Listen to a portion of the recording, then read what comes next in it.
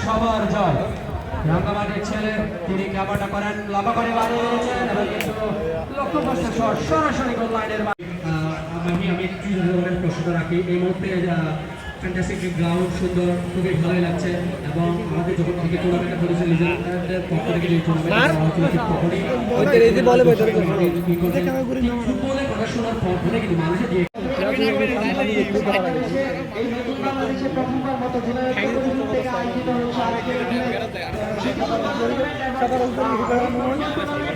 দর্শক থেকে শুরু করে সকলে কিন্তু নতুন নিয়ম